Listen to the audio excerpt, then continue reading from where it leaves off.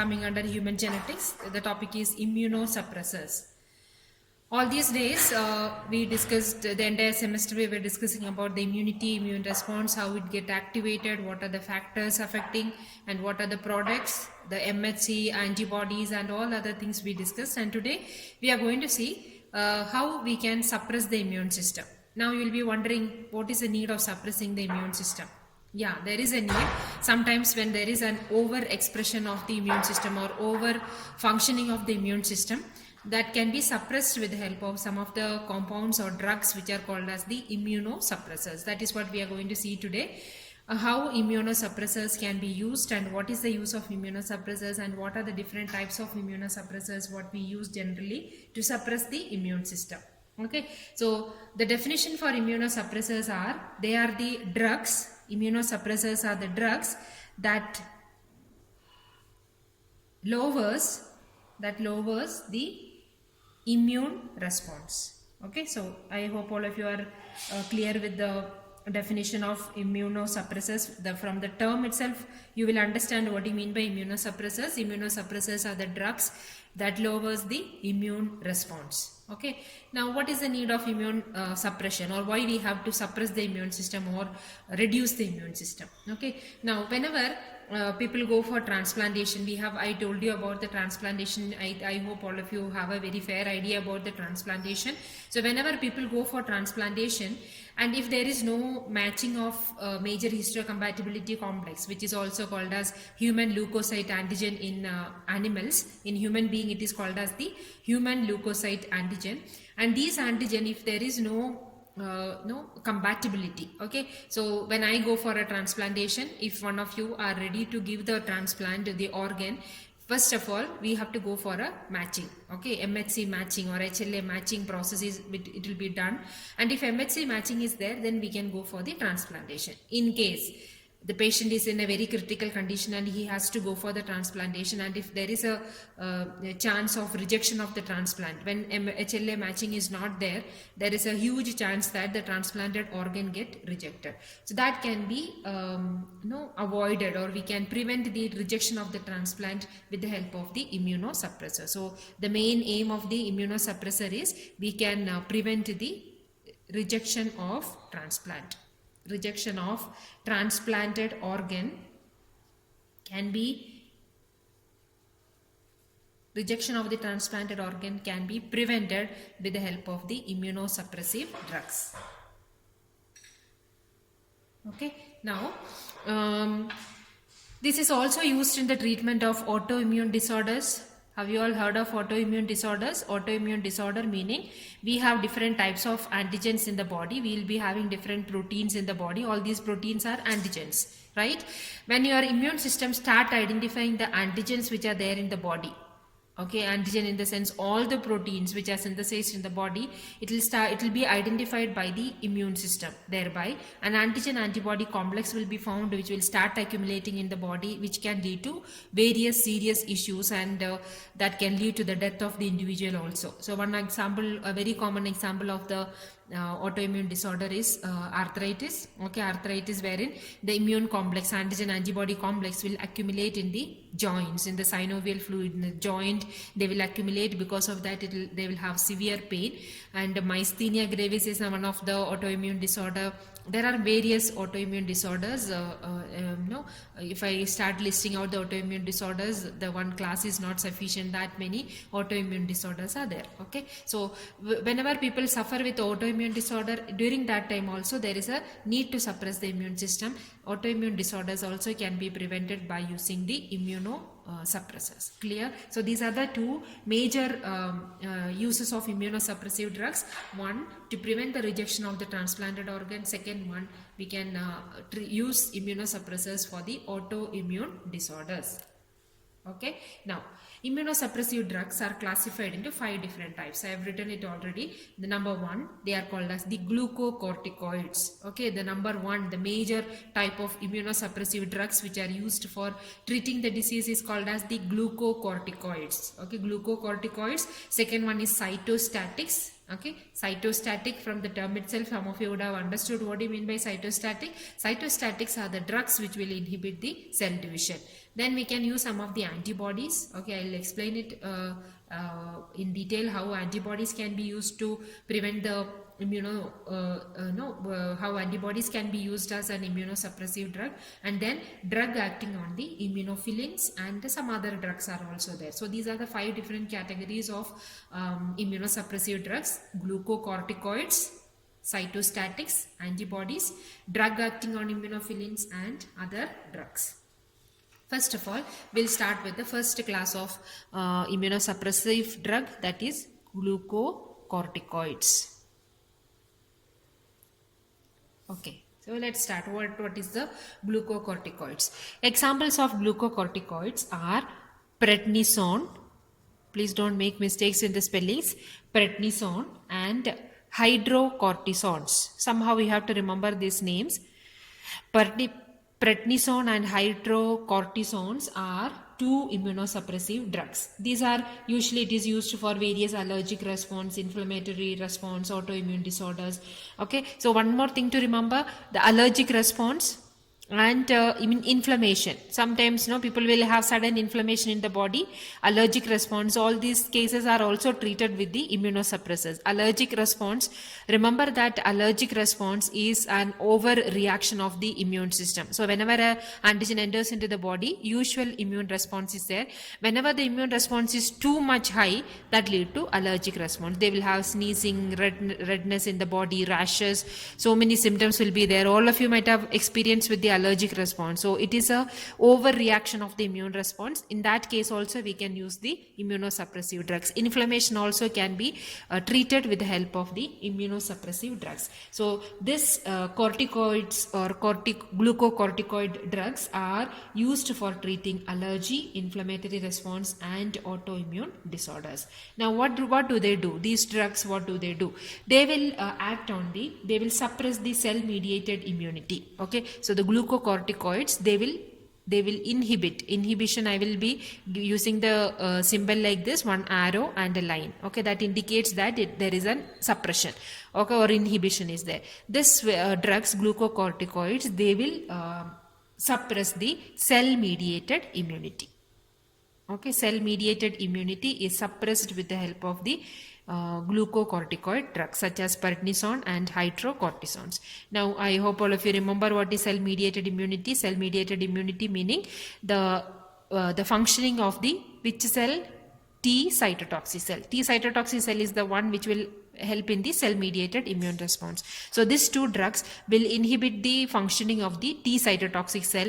If the functioning of the T cytotoxic cell is inhibited, they cannot convert into CTLS. If you remember, in cell mediated immunity we have I told you in detail about the CTLS, cytotoxic T lymphocyte. So this conversion won't be happening, thereby the immune system will be suppressed for a time being. That is the functioning of the glucocorticoid drugs. Okay, glucocorticoid drugs such as prednisone and hydrocortisones are used to suppress various allergic response, inflammatory and autoimmune disorders. How do they suppress the immune system? By inhibiting the cell mediated immunity. How they do this? By inhibiting the expression of interleukin receptors. So, okay, the conversion of T cytotoxic cell to cytotoxic T lymphocyte that need interleukins. Interleukins are needed for the conversion of T cytotoxic cell to CTLS. This conversion won't happen because it will act on, or this 2 drugs will act on the interleukin receptors. The interleukin receptors which are there on the surface of the T cytotoxic cell, expression is completely inhibited. Thereby conversion of T cytotoxic cell to CTL is not going to happen, thereby immune system will be suppressed. I'll tell you once again. The drugs such as glucocorticoid, examples are prednisone and hydrocortisone, they will inhibit the immune response. So they will suppress the immune system. Now how do they suppress the immune system? They will inhibit the expression of a receptor which is called as the interleukin receptors. The cytotoxic cells or TC cells, they have a receptor on the surface which is called as the interleukin receptor. The expression is completely prevented by these 2 drugs. When the expression of the receptor is prevented by these 2 drugs, interleukin cannot bind there. If interleukin cannot bind on the receptor, the conversion of T cytotoxic cell to CTL won't be happening. Clear? Thereby glucocorticoids can be used as a effective drug for treating the treating the autoimmune disorders, and we can use it for suppressing the immune system in the case of transplantation, and also can be used for treating allergic response and the inflammatory response. I hope all of you are clear with the glucocorticoids. And the second drug what they use are which the list we have seen already. The drug is called as the cytostatic drugs. Okay, cytostatic. From the term itself, you should understand that cytostatic meaning these drugs will inhibit, again I am using the same symbol, inhibit cell division. Cytostatic drugs will always inhibit the cell division process. Okay, now how do they or which cell will be affected, which cell division will be affected? Cytostatic drugs are very specific for the T cells and the B cells. Okay, T cell and B cell division is completely inhibited by the cytostatic drugs. Example of the cytostatic drugs are, there are many. One type of cytostatic drugs are called as the alkylating agents. Okay, alkylating agents. These alkylating agents, they will add an alkyl group. Alkylating agents are examples of cytostatic drug. They will add an alkyl group. Okay, alkyl group will be added to the guanine basis of the DNA. Okay, to the guanine basis of the DNA, an alkyl group will be added. Due to the addition of alkyl group to the guanine basis of the DNA, okay, this addition will damage the DNA. The DNA get damaged because of the addition of alkyl group to the guanine residues or guanine basis of the DNA. Thereby, when the DNA is damaged, the cell cannot undergo cell division. Okay, this becomes toxic to the cells. Another example of the cytostatic drug is cyclophosphamide. This all of you might have heard about this drug, cyclophosphamide. That is an example of the cytostatic drug. That is an alkylating agent. Alkylating agent example is cyclophosphamide. Cytostatic drugs are the one which will inhibit the cell division, especially the cell division of T cells and B cell is inhibited. How do they do that? They will add an alkyl group to the guanine basis of the DNA, thereby the DNA get damaged. When the DNA is getting damaged, the cell division process is completely inhibited. Okay, this is the function of the cytostatic drug. Now the third category of the immunosuppressive drug is called as the antibodies. In the list we have seen already, the third one is called as the antibodies. Now, how can we use an antibody to suppress the immune system? Antibodies are used as a very quick immunosuppressive agent. Okay, when compared to the other drugs. Drug meaning, you know that either you have to take an injection, intravenous injection, or you have to take it orally. The drug has to go to the throughout the, if it is an injection, it has to go through the circulation throughout the body, and then it will target the wherever it has to target. The targeting process will take little time. If you are taking an oral drug, orally you will take it, and the drug has to go to the intestine, dissolve, and then it will go to the target. It takes time. But when you use an antibody, it is a very quick immunosuppressive agents. Okay, now what are the types of antibodies used? Antibodies such as anti-lymphocytes. What do you mean by anti-lymphocyte? Antibodies which will act on the lymphocyte, and anti-thymocytes. Anti-lymphocyte or anti-thymocytes are used. Anybody remember what is thymocyte? Thymocytes are the precursors of T cells. What are thymocytes? Thymocytes are the precursors of T cells. Okay, anti-lymphocyte or anti-thymocyte antibodies are used. Examples are anti-lymphocyte antibody is called as the AT-GAM. This is commercially available for treating various diseases. They use this commercially available antibody. Example of the anti-lymphocyte is AT-GAM. Okay, and the antibody which will act on the thymocyte is called as the thymoglobulin. What is the other name of antibody? Immunoglobulin. So the antibody or immunoglobulin which will act on the thymocyte is named as thymoglobulin. So these are two examples of the antibodies which are used as a immunosuppressive drug. AT-GAM Okay, gam meaning gamma globulin, which will act on the lymphocyte, gamma globulin, or the gamma globulin, which will act on the lymphocyte, is called as AT-GAM, and the antibodies or immunoglobulin, which will act on the thymocyte, is called as the thymoglobulin. These antibodies inhibit the T lymphocyte and causes their lysis, and when it binds to the, so if you imagine this is the T lymphocyte, when you inject the antibody, they will immediately go and bind to the proteins which are present on the thymocyte or to the lymphocyte, and once after binding there, what will happen to the T lymphocyte? Lymphocytes will be lysed. Okay, and with the help of complement proteins will act on the, once after the binding of the antibody to the lymphocyte, complements will act on it, and complements will mediate the lysis of the lymphocyte. Okay, so this is how the lymphocytes will be removed from the circulation. When the lymphocytes are removed from the circulation, the immune system will be suppressed for a time period. So till the antibody functions or antibodies are there in the body, the lymphocyte function will be inhibited. Okay, now the fourth type of drugs which are used as a immunosuppressive drug is called as the immunophilins. What are they called as? Immunophilins. Immunophilin example are cyclosporin. Cyclosporins are antibiotic, and these cyclosporins are used as the immunosuppressive drug. So cyclosporin, when it is used as a immunosuppressive drug, it is called as immunophilins. Now what is that immunophilins or the drugs which act on the immunophilins? Cyclosporins are the drugs which act on the immunophilins. Now what is the function of this drug, or how do they act on the immunophilins? Now these cyclosporin, when it is taken or given to the patient, they will bind to the cyclosporins will bind to the immunophilins of the lymphocyte and inhibit calcineurin, which is required for the production of interleukins, therefore reduces the production of effector T cells. I'll make a simple diagram here. Whenever the cyclosporin is injected or given to the patient to suppress the immune system, how do they do that? This cyclosporins, when it is injected, these cyclosporins will enter into the body of the patient, and these cyclosporins will bind to the immunophilins. Immunophilins are the proteins which are present in the body, and these proteins will it is needed for the activation of the calcium. Okay, calcineurin pathway is there. So this immunophilins of the lymphocyte, cyclosporin will bind to the immunophilin. So I will make another color I will use.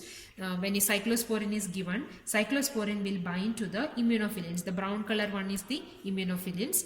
Cyclosporin will bind to the immunophilins. When the cyclosporin is bind to the immunophilin, this will inhibit a protein called as the calcineurin. Calcineurin is one of the protein which is needed for the calcium activation. So calcineurin is inhibited, which is required for this calcineurin complex that is needed for the production of interleukins. So when this is inhibited by the blocking of the immunophilin, thereby the T cell activation won't be happening, or the conversion of T cytotoxic cell to CTL won't be happening. So in the first process also we have seen that interleukin receptors are inhibited, thereby this conversion is inhibited. Similarly, when the cyclosporins are given, cyclosporins will bind to a protein which is present in the lymphocyte, which is called as the immunophilins. These immunophilins are required for the activation of the immunophilins are required for the production of interleukin. How do they help it? These immunophilins are the one which will activate the calcineurin. Calcineurins are blocked by the immunophilin because immunophilin is blocked here. When the immunophilin is blocked, calcineurin cannot get activated. When calcineurin is not getting activated, the interleukin production is completely blocked. Okay, so this will inhibit the production of interleukin. When the production of interleukin is inhibited, the conversion of T cytotoxic cell to CTL is also inhibited. Shall I explain it once again? I don't know whether you understood it. I'll tell you once again. We are talking about the drug which will act on the immunophilins. Example, cyclosporin.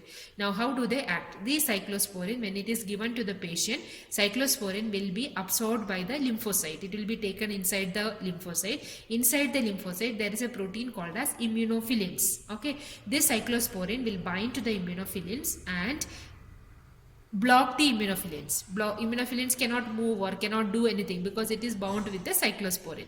Now, usually what happens is these immunophilins, they will activate a protein called as calcineurin.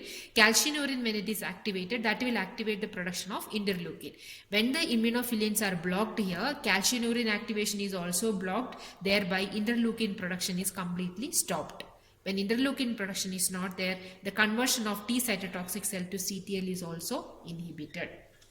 I hope all of you are clear. Those who have not understood it, you can come to the department. I will explain it once again.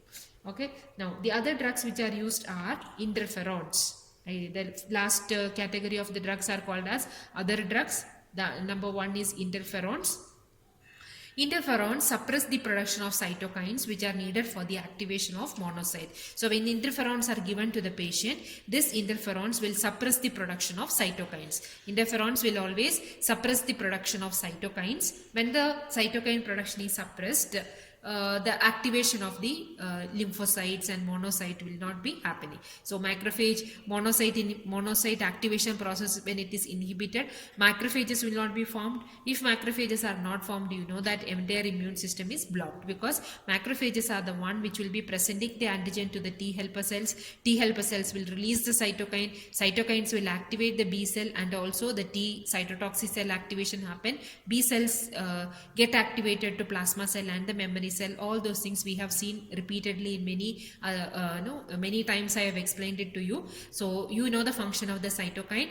When the cytokines are inhibited, the entire activation process will not be happening, because cytokines are needed for the activation of the monocytes. So when monocytes are not converted to macrophages, the entire immune activation process is blocked. Okay, so that is one drug. The second drug which is coming under the other drug category is called as the TNF alpha. TNF stands for tumor necrosis factor alpha binding protein. TNF alpha binding proteins. This is the last category of the drug. So these are the monoclonal antibodies. TNF alpha binding proteins are the monoclonal antibodies. Monoclonal antibodies are the antibodies which will bind specifically to a particular protein. Okay, the antibodies which are produced in our body, they are polyclonal in nature. Okay, they can bind to the epitopes of a particular antigen, any epitope of a particular antigen, and immune activation happens. But monoclonal antibodies are designed in such a way that it can bind to a specific protein only. Okay, so these monoclonal antibodies are monoclonal antibody that will bind to the tumor necrosis factor alpha and prevent it from inducing the synthesis of interleukin 1 and 6. Okay, so these interleukin 1 antibodies, monoclonal antibody, when you inject into the patient, this will bind to the TNF alpha. What is TNF alpha? Tumor necrosis factor alpha. When antibody bind to the TNF alpha and block the TNF alpha, this will prevent the synthesis of interleukin 1 and interleukin 6.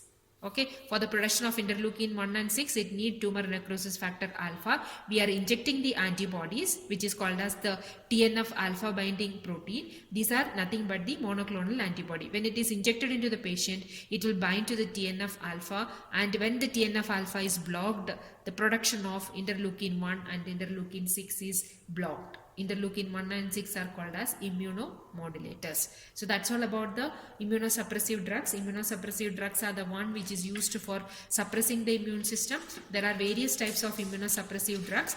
The list I have shown you here. One is glucocorticoid, cytostatic antibodies, drug acting on immunophilins, and the other drugs. The first one is glucocorticoid, which will examples are prednisone and hydrocortisons, which are used for treating autoimmune disorders, allergy response, inflammatory response, which will inhibit the cell-mediated immune response. So cell-mediated immune response meaning for the activation of the T cytotoxic cell, it need interleukin. Interleukin usually it binds to the interleukin receptors. So this prednisone and hydrocortisone will block the expression of interleukin receptor. When the receptor is blocked, interleukin cannot bind there. When interleukin is not binding to the receptor, the conversion of TC to CTL is completely prevented, thereby cell-mediated immunity is blocked. Second drug is cytostatic drug, which will inhibit the cell division Okay, examples are alkylating agent. Under alkylating agent, example is cyclophosphamide. When cyclophosphamide is given to the patient to suppress the immune system, cyclophosphamide, since it is an alkylating agent, it will add an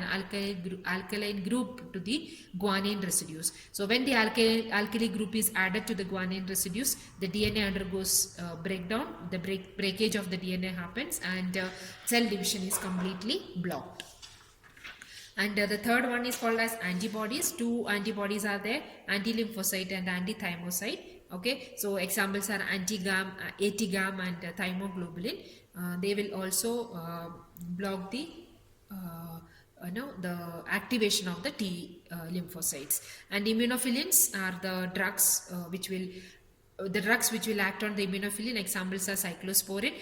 So when cyclosporin is given, it will bind to the immunophilin and block the immunophilin, thereby calcineurin activation won't happen. When the calcineurin activation is not happening, interleukin production is completely stopped. If interleukin is not there, TC cannot get converted to CTLS.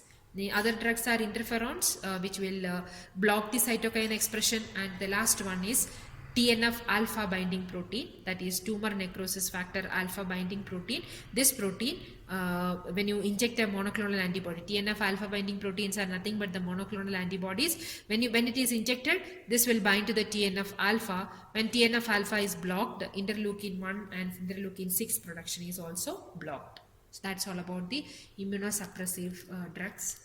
Please watch the video, understand the concept.